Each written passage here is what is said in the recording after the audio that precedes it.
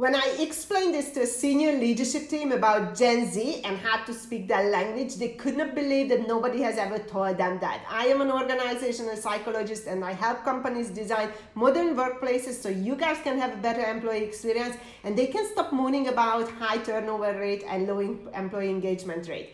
So Gen Z, everybody's labeling them that they are lazy and they don't want to work, but that's just not true. They don't want to work the way that your grandparents used to work. And this is the problem, and this is why managers are also suffering. Mid-management is dying, and the reason they are dying because they are pushed from both sides. The corporations and HR failed to update companies, and this is on HR. HR, this is on you. Because what HR we're supposed to do is update the policies and procedures and the way we do things as per the generation's needs as we grew. So pay attention to this one. We started, the current processes are built by boomers for boomers, okay? And then we came in, Generation X, and we were okay with them. You know, they raised us, so we were like, okay, that's fantastic. But then millennials came into the workforce and they already started suffering. But we didn't pay attention. We ignored them. We still ignore millennials. Have you ever heard about anything about, have you heard anything about them?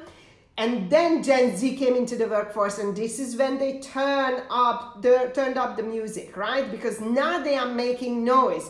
And now HR and organizations, leaders and managers are realizing that we have a problem, but we still are not receiving the message, what the problem is. And the problem lies in our policies and procedures and how we do things, because they are designed for our grandmothers, okay? And great-grandmothers.